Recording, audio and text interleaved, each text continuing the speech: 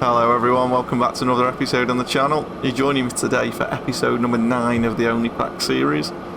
We are going to start off today's episode, as we always do, by addressing the comments from the last video. And the first one I want to address is the naming of this new electric tram we came up with.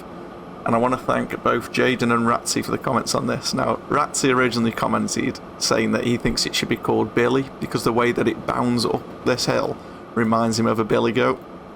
And although that would be quite a fitting name for it, I do want to try and stick with the Thomas the Tank theme for as long as we can. So Jaden's comment recommended calling this Derek. Now, there is a character in Thomas the Tank called Derek that looks almost the same as this, but it is a diesel loco. Now, I'm not too fussed about sticking with the originality of that, so I'm happy to call it an electric train. What was the name of a diesel train, if that makes sense? So we are going to call this train Derek. It sounds like, a really old-fashioned, hard-working name, Derek. I like the sound of it, and this guy's going to be pulling a lot of weight. As the cities grow and we add more carriages to this, it's going to be a hard-working train pulling those passengers up and down the hill. So that's the first one. That leads us nicely into the station up here at Colne at the top of the hill, and this is where I want to address the next comment, which was a problem fix, and I want to say a massive thank you to Jarl for this one.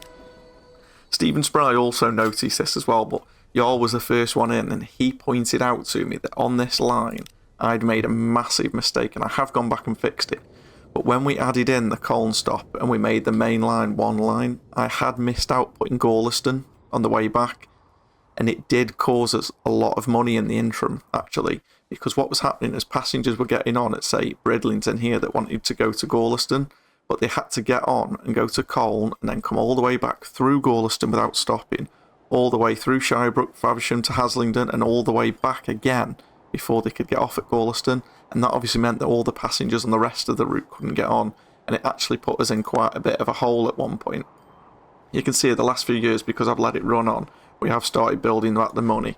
The finances at the minute, we've got the loan paid back and we're up to 14 million. I'll show you a quick look at the balance of the lines here. So that Gorleston Shirebrook line now, it does have the extra train on now, so we're running at 3 trains, but we are now making 5 million a year. You can see we're pretty much full. We are ready. If you look at all these stations along here, Bridlington, total of over 500 passengers waiting, 300 at Gorleston, even though we've just picked up, at Colne, and then at Gorleston down here we've got another 600 passengers. We really do need all of these stations with hundreds of passengers waiting. We really are ready for another train, but I do want to keep the series progressing and look at what we're going to do next. The last 2 comments that I do want to address, though, are Mr. Stabby asks, are we sticking to UK stock? And now it's not something that I'm definitely doing. I'm from the UK, and I do like a lot of the UK stock, and I think they make sense with this type of terrain and this map. But he has suggested one of the Russian trains. I'll show you in here, and I've added it in. It's this Prussian ES5155 as another alternative for electric. Now it's very similar to the London North Eastern one that we've already got on, but it's 3 miles per hour quicker. But if you look at the power and the tractive effort, they're a lot more. So next time we do any kind of hilly route, if we're still within this age bracket, I think this is probably the one that we're going to end up using, because just for that extra traction up the hill, realistically. But if anyone else has got any good suggestions for vehicles we can add, please do let me know. And then before we get into it, I want to just address Reese's comment. Now, I won't go for Thomas there because it is he's a loud one. Let's find one of these mainline trains. We find Henry here. I'll try and turn the volume down a little bit so you can hear what I'm saying with it. Now, Reese's comment explained for me. I asked a question handily up here. You can see where this new train we've unlocked is a 260. I wondered what that meant, and I was unsure. Now, Reese has explained to me the number refers to the amount of wheels on just the locomotive. It doesn't include the tender on the back, but if you work from the front of the train, we've got 2 sets of the smaller wheels, so that would be 4, and then 2 sets of the bigger wheels, so that would be 4, and then nothing after the large wheels. So this would be a 440.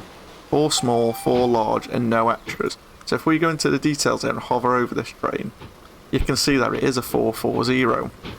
And just to prove that logic, we find another train over at Leatherhead here. Where's Molly? So Molly is here. And Molly, you can see, so there's only 2 small wheels here. So this would be 2, and the 6 large, and then no more before the tender. So that'd be a 260, if I'm thinking right. There we go. Class 260. So thanks a lot for explaining that to me, Reese. It makes a lot of sense the way you've explained it, and then when I've looked at trains with your explanation, it really does explain it to me, and it makes me understand exactly what's going on. Another example there, look, 440. So we've got 4 small wheels, 4 large wheels, and then nothing after. So perfect. Now, today, here we go, 442. So you can see here, after the large wheels, we've actually got another set of small wheels behind. So if anyone else didn't know how they're named and what the numbers mean on the name of the steam trains, that's what you're looking for. Right, so now, what I want to do, I was going to do this later on down the line, to be honest with you. I want to get air travel sorted. I want to get an airfield down at the bottom end at Burton here to fly us up somewhere near Bridlington. And whilst we've got this 15 million sitting in the bank, I think it's a good time. And because with air travel at the minute, we're only going to have the smaller planes, I think now's the time to do it so we can still make use of it, and before we start getting the 100-mile-an-hour trains and hundreds of people waiting at the airports. It does look like we're unlocking a lot of trains at the minute, actually. But I want to look at around Bridlington here. We either go into Bridlington or we bring it all the way up to Colne and have an airfield at the top of the hill. What do you think, guys? I was thinking Bridlington originally, but now the main line runs all the way up. We could have it one at completely at the end, and I think the more I look at it, the more that makes sense to me. Because it looks like we could flatten an area of ground here at the top of the hill, or even if we could squeeze an airfield in here. We could have aircraft landing right next to the airfield, and I'm not opposed to, demolishing some roads to make this work. We could go at the side of the hill here. That's actually not a bad location if we get it. If we get it at the side of the hill at the top here. Because we'd be coming down and then the aircraft would be taking off towards that gully over that direction. It's just what it does to the landscape, which it's not too aggressive there. If I was to get rid of this road, I think we could really tidy that road up anyway, heading out to that corner. And then, oh, I didn't mean to grab that. If we grab this somewhere really flat, like that road there, there's next to no terrain alignment there. If we put that airfield down, and then if we go for a country road here, and we'll go for a medium country road, nice and flat past the entrance to the station, to the airport even, not the station here. And then from there, I think I'll probably go for a medium street actually, just so we can build out towards this airfield. And then we want country lane again, connecting this up to where it was originally going. Although that puts too much of a curve on it for my liking now. So we'll pull back around this corner, and then we'll reach into there. There we go. And that's fitted as if, the only terrain that's happened is this little bit just into the forest here, and it's not too egregious at all. That I'm perfectly happy with that. But now what we need to do is have a look down at the other end. We'll do the connections in a moment at both ends once we've got the airfield set up. And my plan here, which I think I'm going to stick with, which has always been the same, is where this interchange is here with the buses and trams, I think is where I want the airfield, somewhere in this location. If we have it down by the river here, sort of lengthways across, I do like the idea of having a terminal right on that station. So what I may do is I may move that little depot just along to here. Now, I'm not sure how emissions affect this, so I'm just going to angle it a little bit away from the town. I think if the residential areas here are under the flight path, they might have a little issue with that. So we'll get that in, and then I'm going to pause the game because I'm going to be messing with this stop here. So what I want to do is get a passenger stop. See if we've unlocked any fancier ones at the minute. We haven't. I know I'm pretty certain there's a few coming. There's some really nice bus stations that I've used in the only tram series that I wouldn't mind using at the airport. There's sort of a multi-story one that, if you've seen the other series, you'll probably be familiar with. But I think for now, we're just going to have to go for the standard bi-era one. We do want electric track here because there's trams coming in from one side. We'll go for 30 metres. We want an entrance. I actually want 2 entrances, don't I? But if we come in from the side here and we connect this straight in, did that show us getting 2 connections there, did it? We've got 1 connection there, at least we're connected in. So make sure, yes, that's lit up white, meaning we're connected. We want another second street connection over here. And then we need to go for a country road from here. We'll stick with medium, and we want electric. We want to join that in. I don't want too much of a curve here. Coming off the road. There we go. That connection's not too ridiculous there, I don't feel. And then for this one, I almost want a straight connection off here, because I think this is going to end up with some almost traffic lights maybe. If that comes round to almost straight there, and then comes... No, actually, that's a little bit... I think I took the curve a little bit too far there. But we want to come straight out from the road, like so. And then curve that around. There we go. That's more like it. So now what I want to do is on both of these routes, I want to manage a line. So where number 1 is, so after Queen's Road, we want to go to the station here. And then we'll get rid of that Burton branch. But I want to change the Burton East. I want that one on the other platform. And number 1, so it goes back out that way. There we go. And then on the Saltash tram line, what we need to do is after number 4, connect in. And then we want that one to go on platform 2. And we don't want it to go to Burton branch anymore. There we go. So he's coming in, turning round. Perfect. I mean, I did think it would go that way out, but either way, really, that doesn't make too much. It's not too different for us. What it does mean is we could actually get rid of some of this tram work now. So if we go to tools, and we don't want catenary all along here now. Oh, hang on a minute. Looks like it's not liking that. Thought we might have got a little crash there. Now that's going mad at us. Let me put this catenary on. That's kicking off because this tram didn't have a route. But once this tram's gone, we can get rid of the catenary. We'll follow it around. Getting rid of all the catenary. Oh, I was a bit too quick there. He stopped in the middle of the road with no electricity. And there we go. Okay. So there we go. And now we can get rid of that bus depot. So those lines should both still come in, which they do. And now they both drop off at the airfield. So now what we need to do is up at this other end, connect in here. Where are we? We are up at Colne. So what we do need to do is we're going to need a bus stop here. We need road vehicles, passengers, bus stop. What do we go with here? Do we just go for a normal bus stop here? Something a little bit different maybe? Maybe we go for one of these rounder ones. But then are we going to be eating into the hillside? That's what I really want to try and avoid.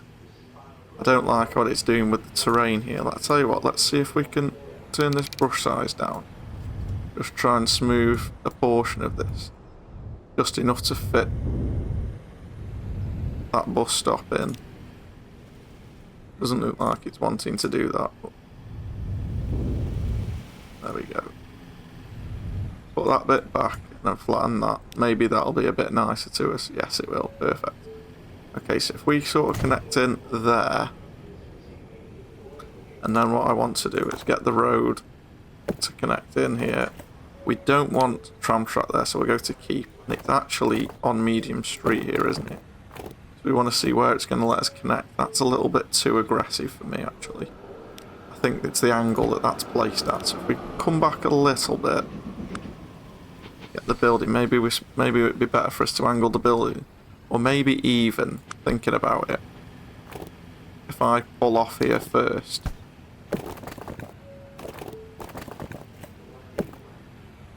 There we go, that connection's a little bit more like it. He says just as he deletes it. Can't seem to get the connection that I really want here, so let me see if I can swap that around and do it the other side here. Hopefully this might work a little bit better.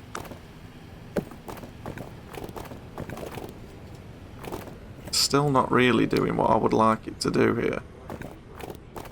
There we go, that's more like it. Oh, and then it's just deleted it anyway. Oh, there we go, now it's put it back. Oh. No. No, I'm sorry guys, bear with me while I sort this out, and I do want this to be right. I didn't realise there was such a dip there. That maybe that's what was causing all the problems in the first place. Let's turn this around and sort of angle it here. It is these road connections that are causing the issues, I believe. Ah, there we go. That's only a short little ramp down into it now. I can live with that. That works for me. But then what I do need to do now is add in, and I think I'm just going to do it with these two bus stops, the two bus routes here actually. Or do we have a separate shuttle actually between? Yeah, I think that's a plan. I think that's probably the best idea. What we'll do is on this bus stop here, we'll add another passenger terminal. And then I'm going to add a new route. Goes from that new terminal. Let me make that a colour that I can see, the red there. And we'll just have that as a shuttle along here.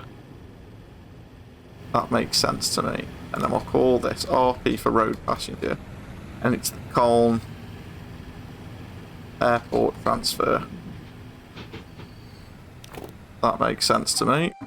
We'll put a couple of buses on there because we've already got things happening at their end. It looks like we've got a new bus here actually. 28 miles per hour, capacity of 7. The Berlitz-Gabada. This bus, made in France, was starting from the year 1924 in the Norwegian capital of Oslo. Wow.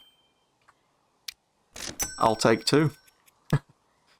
Right, let's have a quick look at that and see, because...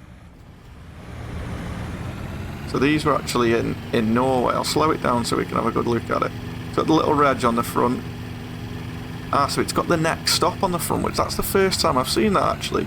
It's got the bus route at the side, the name of the line on the side, which is cool, that we see on various different things. But then it's also got, I mean, it isn't the easiest thing to read, but it does say Colne Exchange on the front. I just want to see now. So the doors are functioning as well, and then it says Colne Central. That's actually really cool.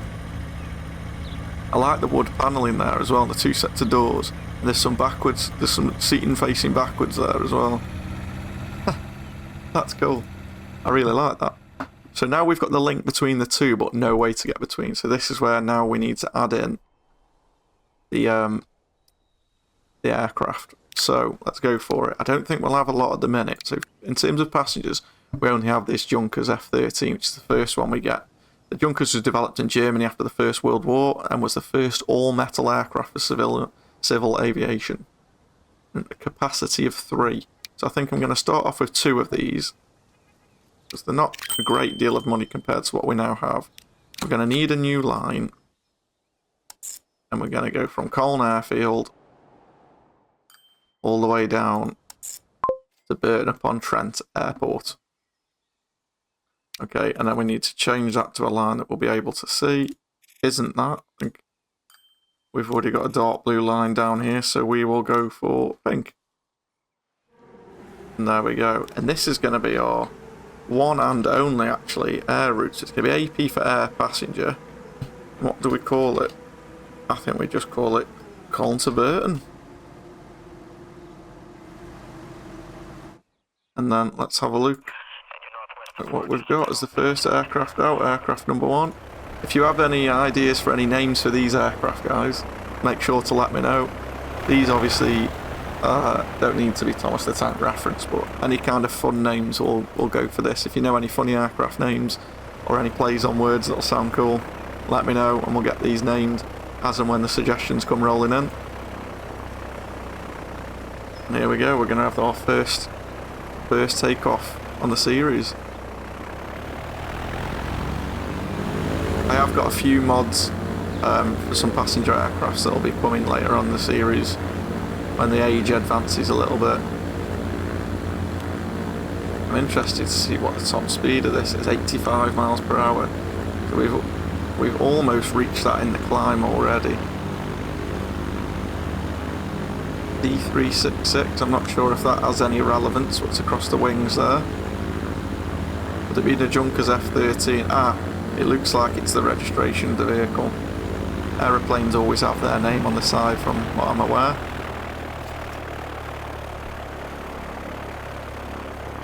Their registration number so they can be identified. Looks like we've got the 2 pilots in the middle. with the leather flying caps on. And it's strange that it only carries 3 passengers, but it looks like there's clearly enough room for 4 people in the back there.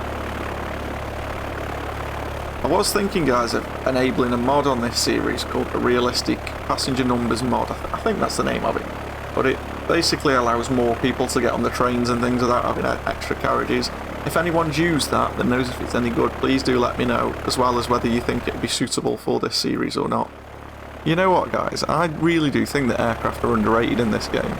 I know the main focus is on trains, but I think they do look really cool. We've now got everything set up. Or we will actually just make sure that we've got people going to either airfield. I want to make sure, if I fast forward the time here, that people realise they can get here. It will happen eventually. We'll get people that want to go over to the other side of the map. It's probably going to be more popular from this end of the situation. See here, we've got people switching over from different trams. The first person, by the look of it, walking into the airfield there. Got our first passenger. We might as well watch him get onto the first plane, hey, and see. Jack Wright. And where is he heading to? His destination.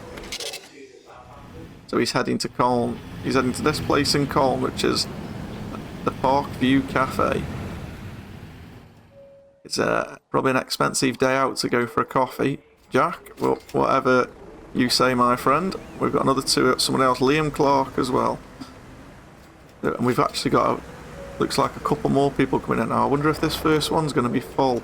You might just miss it. But it looks like we do need to try and spread this out a little bit. So, what's the frequency on this? I'm still getting to grips, guys, with this timetable mod at all that as well, to be honest with you. But if we look at this route, the frequency is 10 minutes. So I don't know about that. So does that mean if we set our timetable of this line, we go auto unbunch, the margin time of 1 minute. We set that to 5. We set that to 5. Does that mean now they'll set off 5 minutes either side of each other? I'm not sure, but it looks like we got 2 passengers on that first one and 1 on the second one. I mean, I could tell them to wait for a full load, but I don't think that's going to be necessary, really. I'm surprised we've got no one waiting at this end yet. It is definitely connected. Ah, there we go, the airport transfer. We've got the first 3 people just got onto that bus there. I mean, is the airfield connected to these? It is. So people could... Oh, actually, no, it's not connected to that bus stop, though. So people do need to come via this one airport transfer line. So we'll have to keep an eye on that and to see whether we need to upgrade. Ah, and here we go. The first new aircraft's unlocked already. So we might have to, that might be something we have to take a look at in the next episode already. Some of these new Junkers varieties. They actually carry 13 people. That's something to look at in future. Once the passenger numbers start coming up, we might have to look at that and start getting more and more people waiting. It looks like this one's going to be our first full aircraft here, actually. If he gets in on time, he has. There we go. But there you have it, guys. So we are going to leave it there for this episode. I want to say a big thank you to you all for making it this long. If you've enjoyed the video and you're not so far, please hit that subscribe button to help me out. It's slowing down a little bit with subscriber numbers, if I'm honest with you, but we are still approaching that 1,000 mark. And let me know whether you want to do anything special for that 1,000 mark. I'm not really sure what we could do with it. Maybe we could have an extended episode or some cab rides around the only trams on the only PAX series. Maybe one video showing off both of them at the same time, something like that. But yeah, let me know your ideas down below. As always, guys, I appreciate all your input. If you've got any ideas or suggestions, let me know down below, and I will catch you in the next video.